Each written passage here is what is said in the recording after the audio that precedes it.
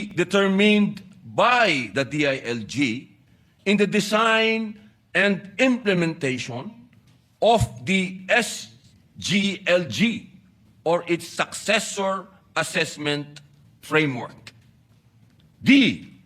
DILG shall promulgate the necessary guidelines to operationalize this incentive-based indicator, including criteria for assessment, documentation requirements, point allocation, and verification mechanisms, ensuring that implementation remains voluntary, non-discriminatory, and consistent with the principles of local autonomy and inclusivity.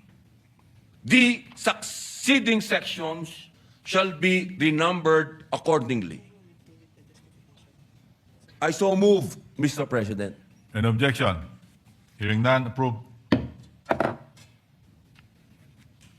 Senator Lauren Legarda amendment on Local Government Support Fund. Muli po, bunga po ito ng mungkahi ni Senadora Lauren Legarda, isang bagong seksyon po uli upang isama sa MFPQR sa listahan ng mga kwalipikadong proyekto sa ilalim ng Local Government Support Fund upang ang mga lokal na pamahalaan ay mabigyan ng malinaw na batayan sa pagpopondo sakaling piliin nilang magtatag ng mga pasilidad na ito nang hindi lumikha ng anumang obligasyon na gawin ito.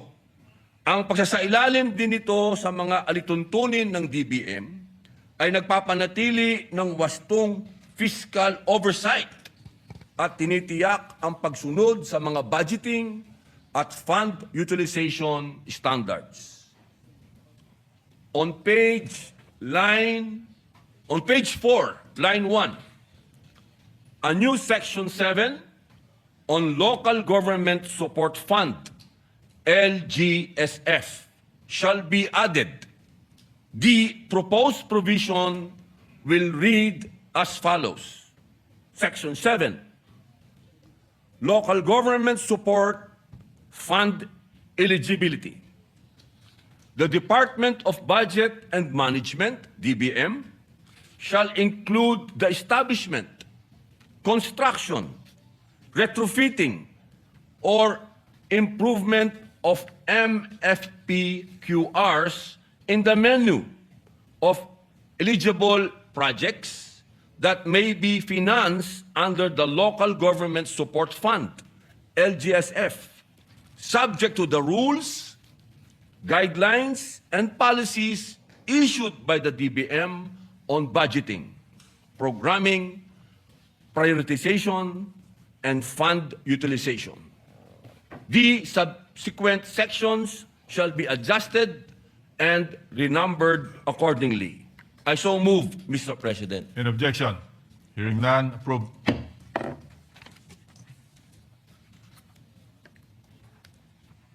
Wala akong tubig. Ang haba.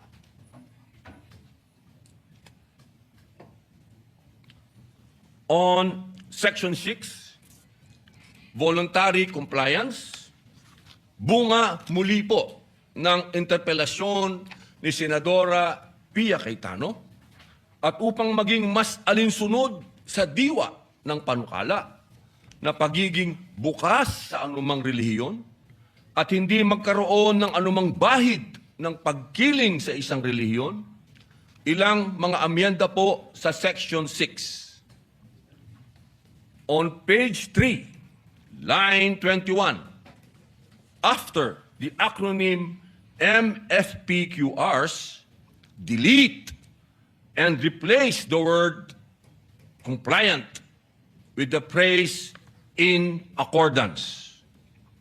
On the same page 3, line 22, after the word act, delete the phrase and its implementing rules and regulations. Then, on the Excuse me, same line... Senator Padilla, Opo. Isa-isahin mo lang. Apo, sorry po. Sorry po. Walang lump sum. Apo, I so move, Mr. President. In objection? Hearing none, approved. On the same page 3, line 22, after the word "act," delete the phrase "and its implementing rules and regulations." Then, on the same line 22, replace the word "Muslim" with "multi-faith." So I moved. so move, Mr. President. In objection? Hearing none, approved. On the same page 3, line 24, after the word "by," delete the phrase "pertinent" and. I so move, Mr. President. In objection? Hearing none, approved.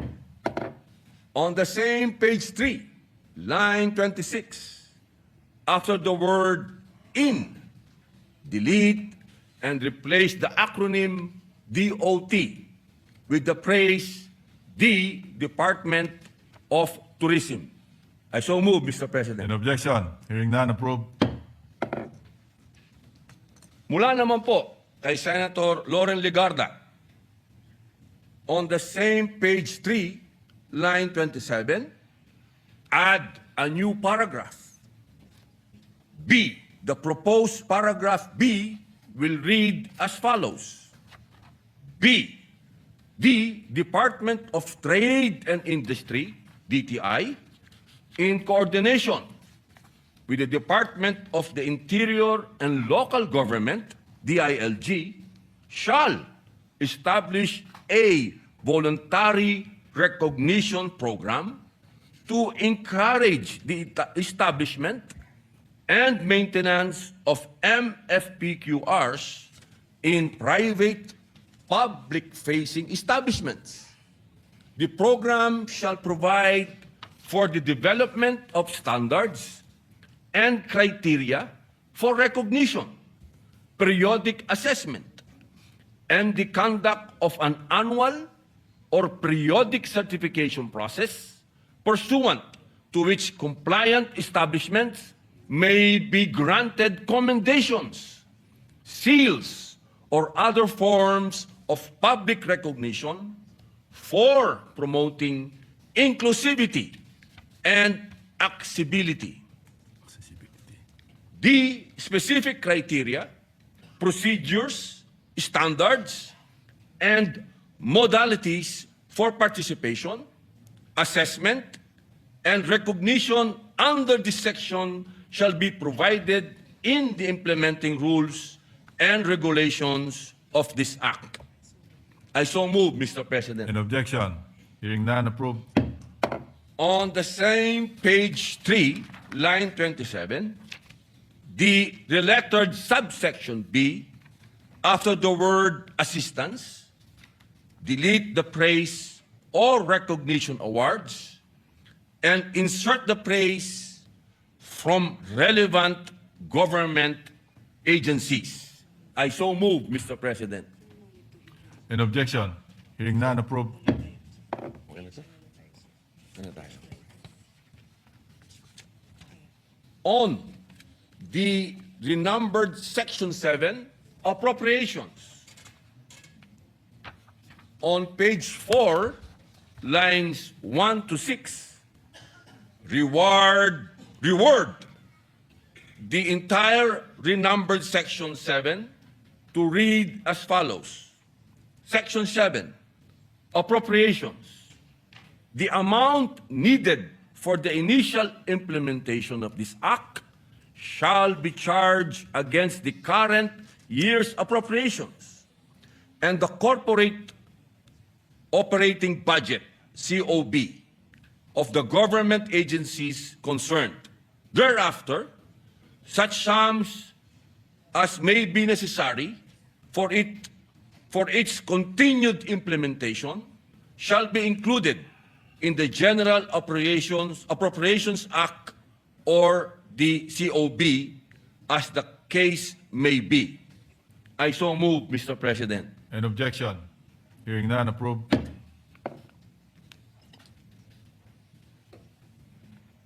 on the renumbered section